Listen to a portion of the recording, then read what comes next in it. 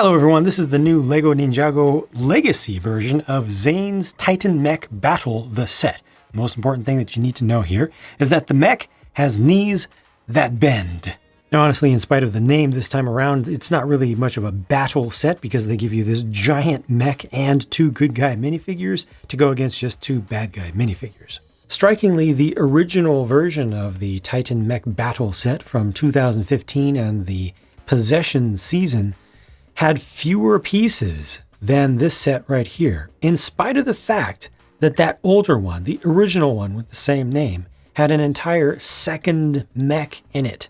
And it was not a little side build, it was actually larger than Zane's Titan Mech by quite some distance. It was kind of a little bit of a David and Goliath sort of battle the way that they set it up. So for this set in particular, LEGO has put almost all of their eggs in one single basket just to create the best Titan mech in particular that they reasonably could with reasonable building techniques and a fair amount of durability and playability. Because remember, even though this is a little bit more aimed towards collectors than some of the mainline Ninjago stuff, the non-legacy Ninjago stuff, it still ultimately is built as a toy. And it ultimately is built to be put together by folks who are not too old. This is a 9+ set. So it's not like it's going into the expert range. And yet there were some fairly advanced building techniques, not just building techniques, but more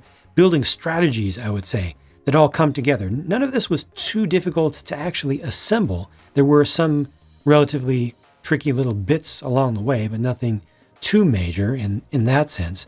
But how it all interacts, how all the different sub-assemblies interact together, and some of these small part choices and color choices really feel elevated, really feel a cut above the norm. So it really makes the Legacy line, in my opinion, feel like it sits above the regular stuff in the range. Now let me demonstrate the articulation possibilities with this. Of course, LEGO is generally pretty good about arms.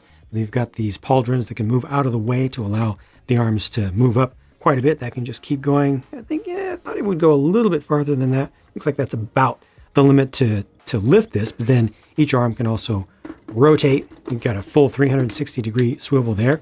You've got elbows that can go back to full extension and then come up to almost 90 degrees. You've got these fingers, so there are 2 fingers and 1 thumb on each hand. Those can close up a bit, and then the wrists can rotate as well. That's quite useful, quite usable. These have just anti-studs, and then the palm has a couple of anti-studs there as well that you could potentially attach something to. You've got this blade on this side that can be deployed. Excuse me, I call that my fault, my bad right there. I just had this out too far, but the blade can be deployed out all the way and it can be brought back in. This is a piece that I personally don't think I've seen before. It's semi-soft, so not like rubbery, but not completely ABS plastic, and it has 3 bar-sized holes in it as well. So you can do some different things. I believe you can also clip something to this. Just has an axle at the end of it, and this is the intended direction. I was thinking that it kind of should go like this towards the hand, but no, it actually goes this way, so you use more of the backhanded swing with it. And then he's got a giant shuriken-based spinning blade on this side. It does fully spin up. It doesn't go forever, but it does the trick. And of course, you have the same articulation with the hand and arm over on this side. The head is able to kind of get out of the way a bit, but ultimately I will show you how the pilot sits in the little driving compartment right down in there. You can articulate these spring-loaded shooters just up and down. They unfortunately do not rotate around, and you don't have a lot of range with that. The head has a little bit of side-to-side movement, but not a whole lot, and it doesn't come down all the way, so you're always going to have a gap at the top right here. There's no waist articulation on this, but when we get down to here, there are a couple of slats here that can move out of the way to allow the legs to move farther forward and back than if they didn't leave that range there. So you've already seen that I've splayed the legs out a bit. You can bring those all the way in. This is about the limit. You can take a couple pieces out or modify it just slightly and get these legs to come farther apart, but this is about all that you really want to do. And then, of course, they're also able to go back and forward. Now, this goes forward a lot more than it goes back. So you're very much limited in how far it goes back. It's just one single click back, but a lot that it can go forward. And then we come down to the knees. This is what we've all been waiting for. This is all what we all care about. These are actually able to bend a bit and straighten up. So it's not full articulation. It does not get to 90 degrees, but the way they did that was using this interesting piece that was used for, I believe, first the Nexo Knights line with their specialized mechs. So it just has 3 Mixels-sized ball ends on it. And you have that rotating around. So you've got from these Mixels connections, you've got some friction in there, and you've got some friction up here. And those together provide enough friction, along with the ones that are actually forming the joints, another pair of them in there, that this is strong enough. So that's, I believe, a mechanism that they've not used before. It is a style of adding support and strength and friction to joints that has been used by Bionicle so many years ago. But here it's just made in a very small space and using system-based stuff primarily. And it hides away pretty decently well inside of these lower legs. So that's done pretty well. And then just finishing up with articulation in general, you've got just the CCBS character and creature building system style ball joint, the large ball joint there for the ankle. So that's able to move side to side. It's also able to rotate around a bit, go front to back just a little bit. They limit the range of motion front to back so that this does not easily fall over if you just don't have it in a perfect pose and you just decide to just place it down on the ground. So even leaning forward a little bit, it's still able to hold up itself. Even leaning back a bit, it's still able to hold itself up. And it is a little bit of a shame that you don't get to see one of the cooler building techniques on this entire thing most of the time. I'm going to pull off one of these legs to show it to you.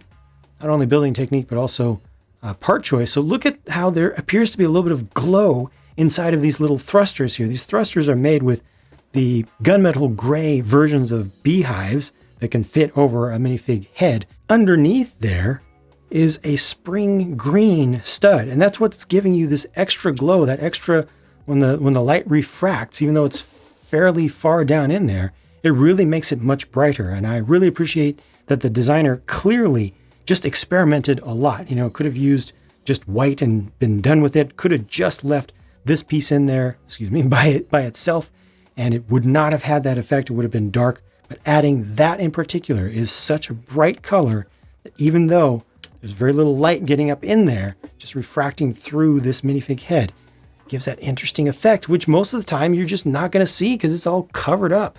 There's a peek inside the cockpit. So you see there are a couple of control sticks, one on either side. And unfortunately, I was not able to find the magic combination, the magic angle and alignment to allow the hands of the operator to actually go over those. So this may be one of those things where you just have to imagine he's grabbing it, or possibly I just didn't figure it out, but I tried a bunch of different things, and that's about the best I could come up with for a look. But I think it's fine enough. Easy access to the figure. Personally, though, I am not a fan of this general design of mech where it looks like a sniper could just take out the operator and stop the mech from operating altogether. I feel like the operator needs to be better protected at all times on all mechs. This set features a Prime Empire inspired J for the special edition 10th anniversary Ninjago Legacy Golden Ninja figure. And I'm about 90% good with this. I like most of it. I'm not the biggest fan of how the hood looks with this color scheme. It was interesting how they did the shaping, I think, for Prime Empire, and with the white, but here where they use that section, kind of the goggle or visor surround to show just his blue, doesn't work that well for me.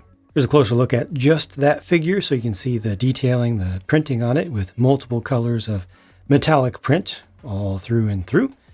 And I do like the armor piece. It's just one piece, but has the double sheath on the back and the pauldrons that look pretty good. There's the one face, and on the other side, there's the alternate face and the very, very, very good printing on the back of that torso. It's too bad we don't see it most of the time. Season 5 Zane, as your Titan Mech pilot, gets a partial color scheme inversion. So rather than the black-based hood with the white stripe, or the white sash on it, they went with the exact opposite. And they just changed out some of the colors, which, I don't know, has kind of a cool look. And of course, Legacy is not intended to simply replicate what we got before. They're trying to be different and or better, and, so I do appreciate changing things up.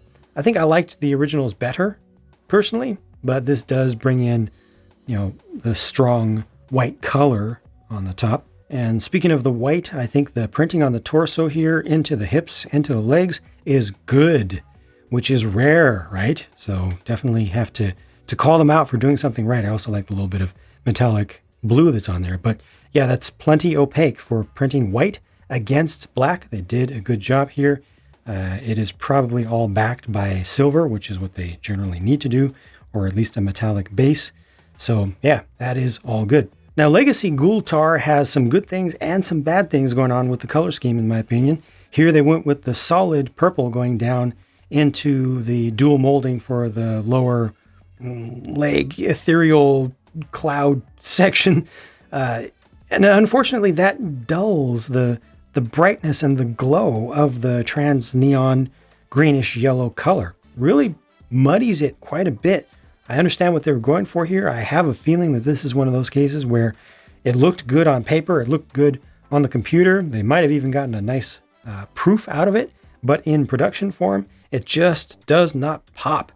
Really like the more serious, more scary face print for this one, though. I feel like he needs to run with no mask. Maybe I'll just put the hat back on. Yeah, that's a good look.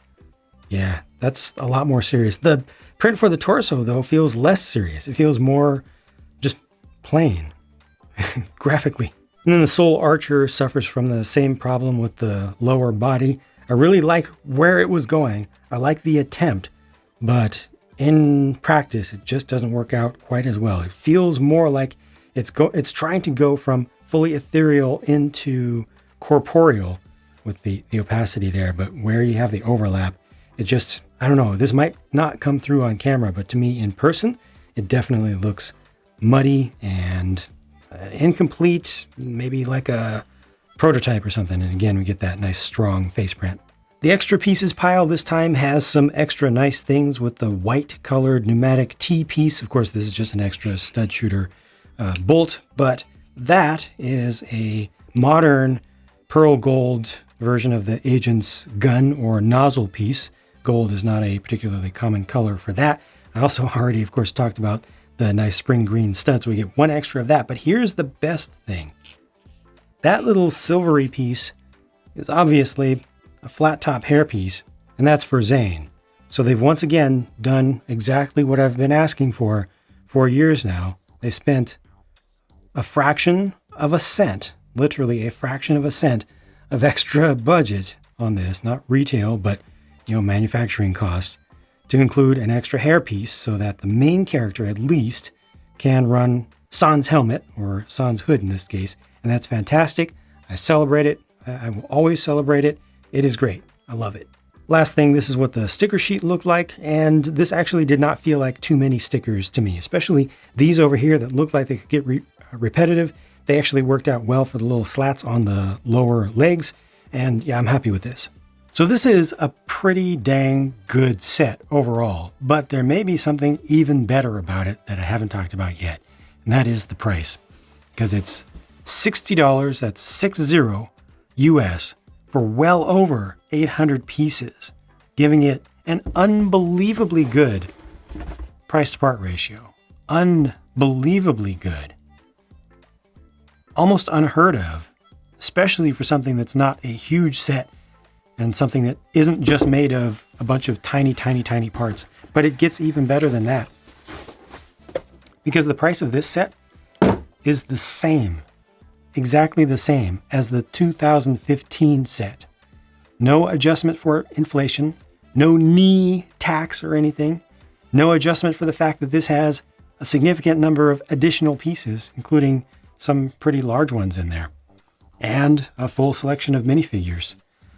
So to all of the people, all of the factors that came together and worked together to pull off that trick, it's a really cool trick that they did there. It's very classy.